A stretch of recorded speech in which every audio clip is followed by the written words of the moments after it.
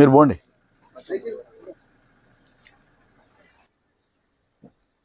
తెలంగాణ ప్రజలకు నమస్కారం. ఈరోజు మనం తెలంగాణ మహారాష్ట్ర బార్డర్లో ఉన్న ఈ గూడెం గ్రామ శివార్లలో ఉన్నాం. ఈ రోడ్డు చూస్తే మీరందరూ అనుకోవచ్చు ఇదేదో ఆఫ్రికా మహాఖండంలో ఉందేమని అనుకుంటున్నారేమో. ఇది మన కర్జల్లి నుండి గూడెంకు కనెక్ట్ చేసే రోడ్డు, 18 కిలోమీటర్ల రోడ్డు. మేము కర్జల్లి నుండి గూడెం రావడానికి మాకు 18 కిలోమీటర్లకు 1.5 గంట పట్టింది. ప్రతి చోట కూడా రోడ్డు ఈ విధంగానే ఉన్నది. ఏ వెహికల్ కూడా స్పీడ్గా పోలేని పరిస్థితి. ఎన్నో యాక్సిడెంట్లు అయినాయి. ఎంతో మందికి నడుమిరిగి, తర్వాత కాళ్ళు ఇరిగి, తల వగిలి ఈ ప్రాంత ప్రజలందరూ కూడా హాస్పిటల్లో పడ్డారు. ఏ కొత్త వెహికల్ కూడా 2-3 సంవత్సరాల కన్నా ఎక్కువగా నడవని పరిస్థితి. ఆర్టీసీ బస్సులంతా కూడా దేవుని మీద భారం వేసి పోతున్నారు. ఈ రోడ్లు ఈ విధంగా తయారు కావడానికి ప్రధానమైన కారణం ఇక్కడ ప్రాంత ప్రజాప్రతినిధులు. వీళ్ళెవ్వరు కూడా, ముఖ్యంగా ఎమ్మెల్యేలు, వీళ్ళెవ్వరు కూడా ఈ ప్రాంతంలో ఉండే రోడ్డును పట్టించుకోకపోవడం. ఈ ప్రజల ఓట్లే తీసుకున్నారు తప్ప ఈ ప్రజల బాగోగులు ఎన్నడూ కూడా ఆలోచించలేదు. కర్జల్లి వరకు మొన్న వరకు కొట్టడంగా కర్జల్లి వరకు రోడ్ వేసిండ్రు. కానీ కర్జల్లి నుంచి గూడెం రోడ్ వేయడానికి ఎవరికి కూడా మనసొప్పుతలేదు. ఎందుకంటే ఈ ప్రాంత ప్రజల అమాయకులు, వీళ్ళకు నోరు లేదు. ఏమన్నంటే మేము ఆ లిక్కర్ కేసు పెడతాం, ఆ గంజాయి కేసు పెడతాం, ఆ గుట్కా కేసు పెడతామని కేసులతోనే బెదిరిస్తున్నారు తప్ప ఇంకొకటి కాదనేది చాలా క్లియర్గా అర్థమవుతున్నది. నేను గత 2 సంవత్సరాల క్రితం నుంచి ఈ ప్రాంతంలో తిరుగుతూనే ఉన్నా. ఈ ప్రాంతంలో నేను ఎమ్మెల్యే అభ్యర్థిగా కూడా నేను పోటీ చేసిన.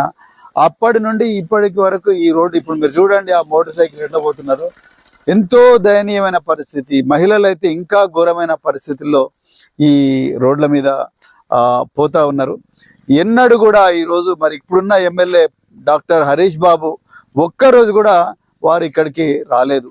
వచ్చి మరి ఎందుకు ఈ రోడ్డు ఇట్లున్నది, మరి ఏ అధికారి దగ్గరికి పోవాలి, ఆ అధికారి దగ్గరికి పోయి ఏం చెప్పాలి, మరి రోడ్ల శాఖ మంత్రి కోమటిరెడ్డి వెంకటరెడ్డి ఆయన నల్గొండలో కూర్చున్నాడు, మరి ఆయన దగ్గరికి పోయి ఏం చెప్పాలి, ఈ రోడ్ల పరిస్థితి ఏందనేది ఎవరు కూడా ఏం పాల్వాయి హరీష్ బాబు గారు చూడలేదు.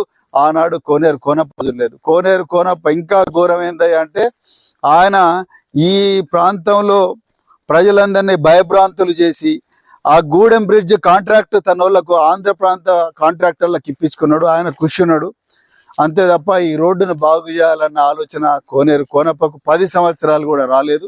అందుకొరకే ఈనాడు ప్రజలందరూ కూడా అత్యంత దయనీయమైన పరిస్థితుల్లో ఈ గూడెం ప్రాంతాల్లో బతుకున్న 10,000 మంది ప్రజలు ఈ రోడ్డును వాడుకుంటారు.